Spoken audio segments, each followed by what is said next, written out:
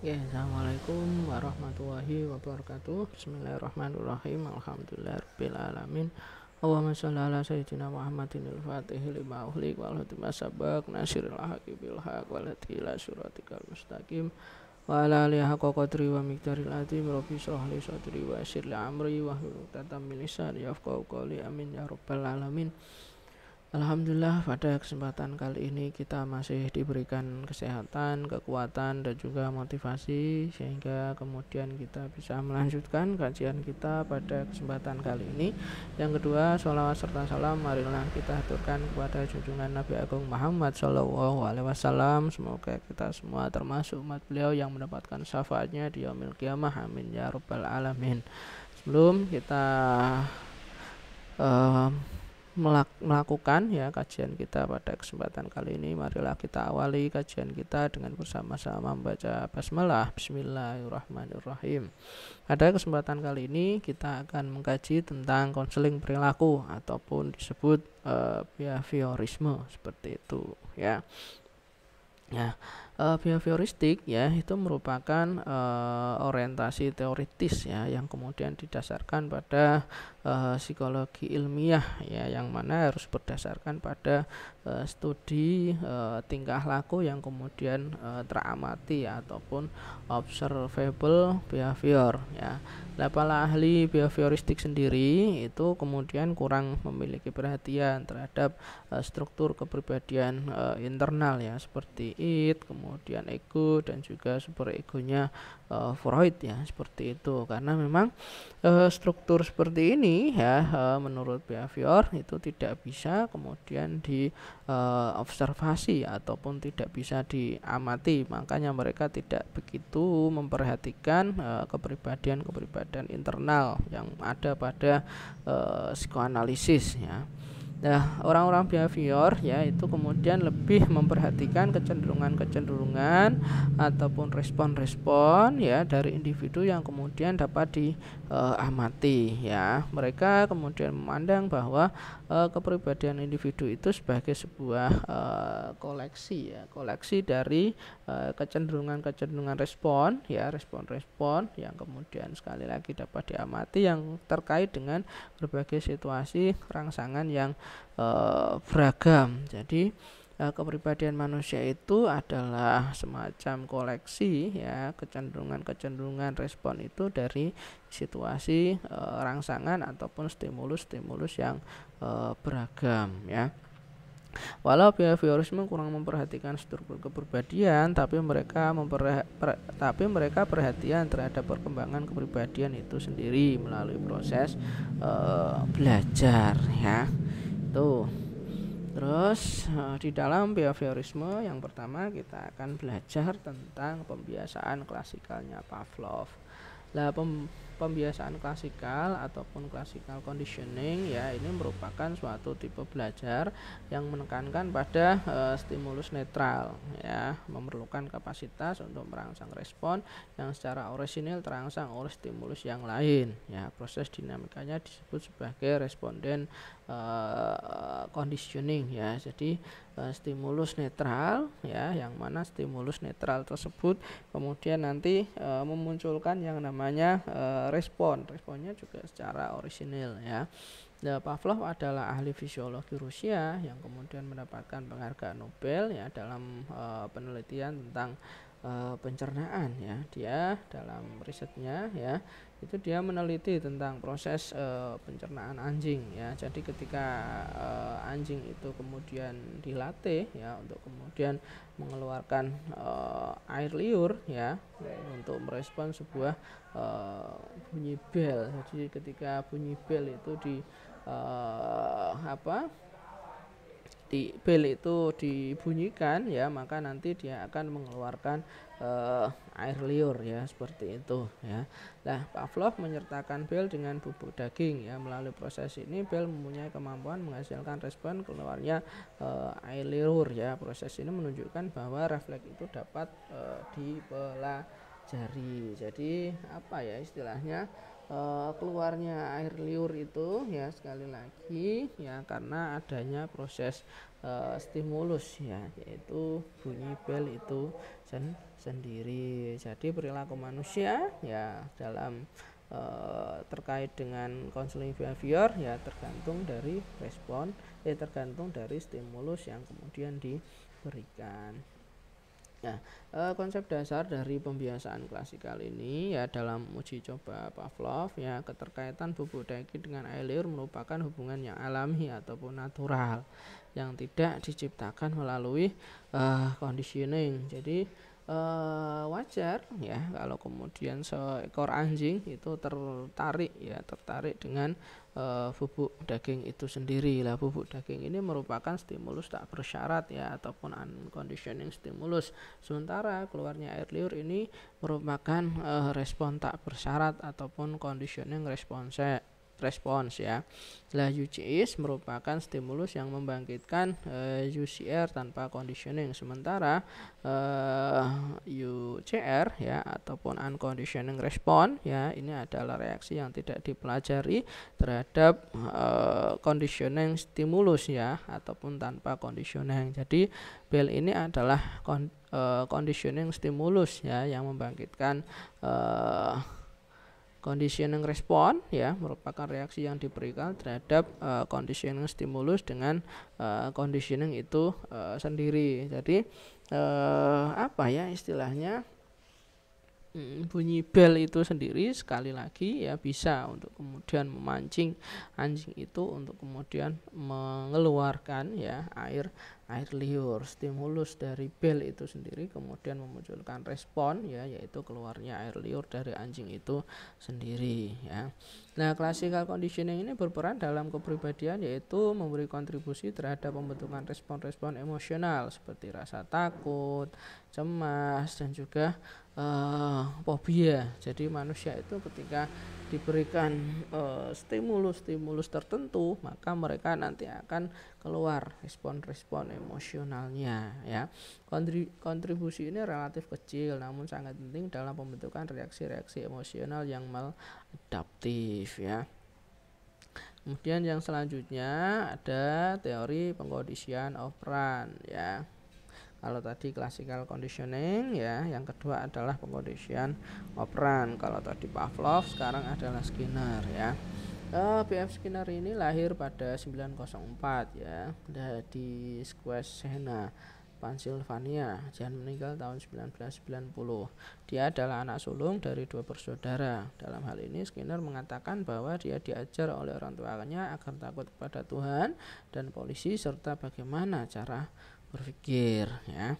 Nah, Skinner sendiri membagi tipe tingkah laku ke dalam dua tipe yaitu respon dan juga operan. Lah tingkah laku respon sendiri adalah tingkah laku yang dibangkitkan ataupun dirangsang oleh stimulus tertentu. Sedangkan tingkah laku responden ini wujudnya adalah refleks ya, misalnya mata berkedip karena debu, kemudian tarik tangan karena strom ya, itu adalah stimulus kemudian respon.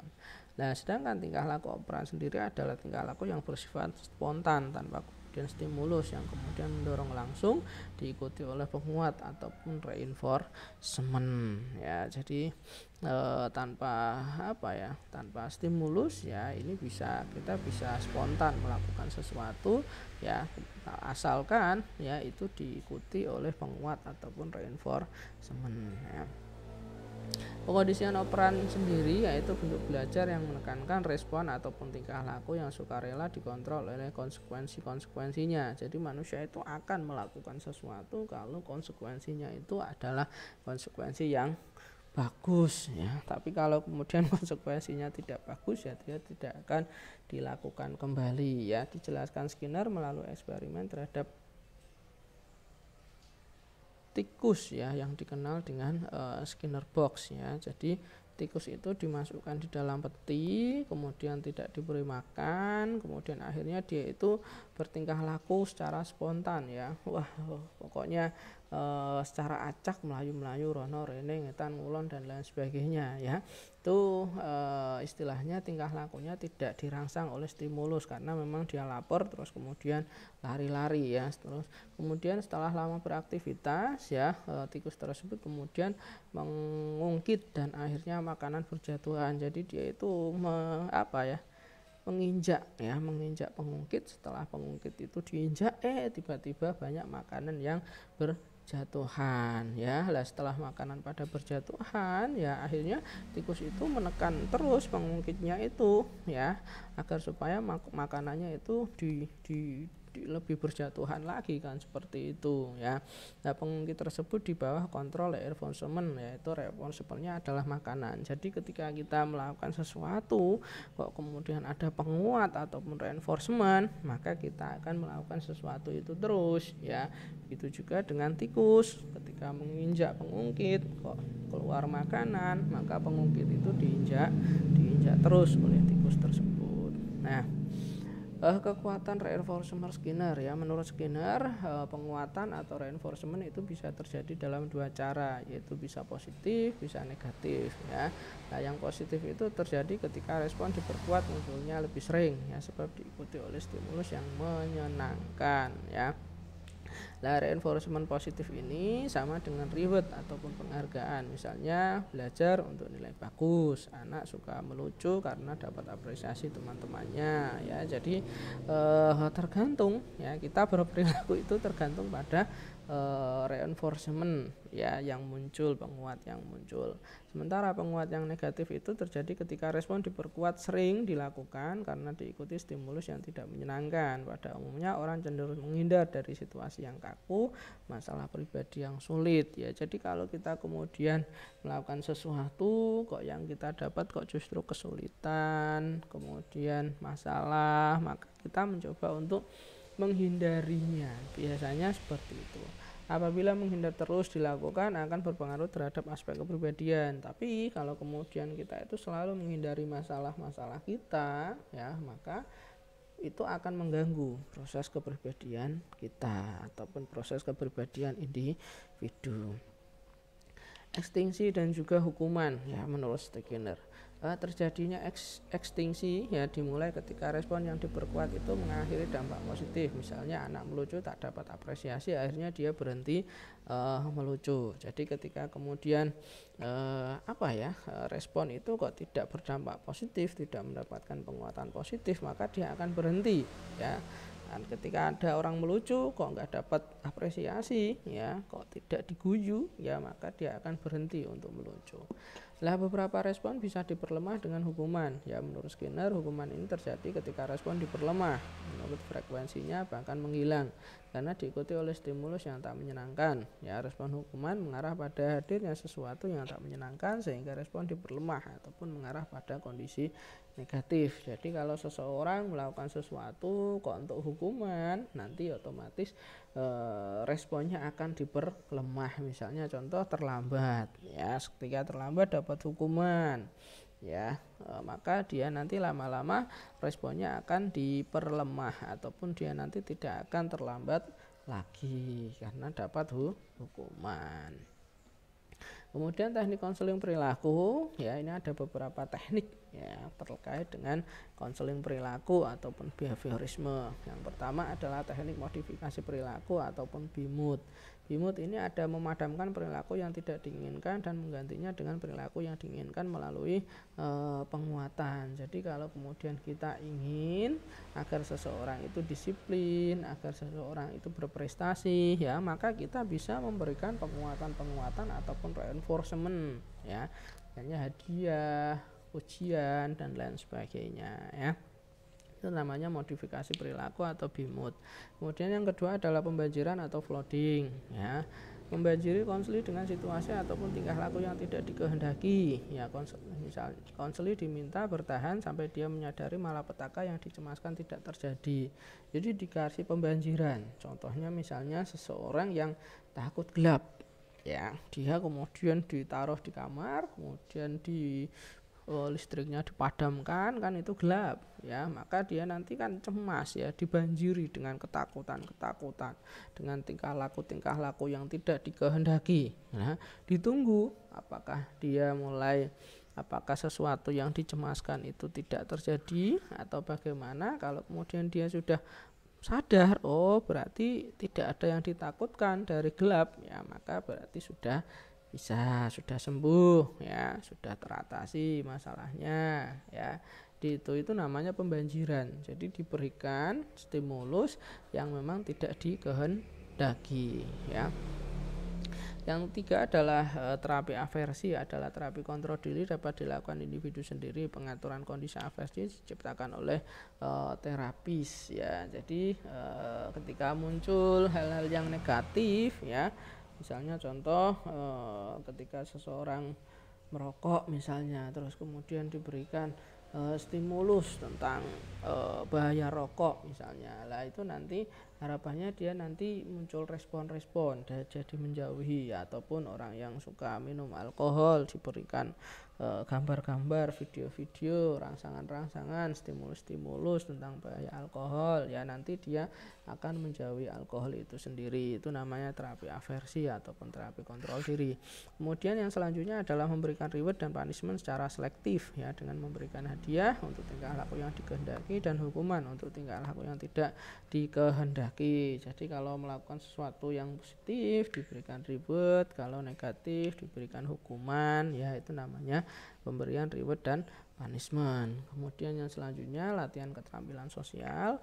Teknik ini banyak dipakai untuk membantu penderita depresi, ya. Teori depresi yang populer memandang bahwa depresi sebagai akibat dari perasaan tidak mendapatkan hadiah ataupun perhatian dari lingkungan, ya, mungkin karena memiliki keterampilan untuk memperoleh, mungkin karena tak memiliki keterampilan untuk memperolehnya.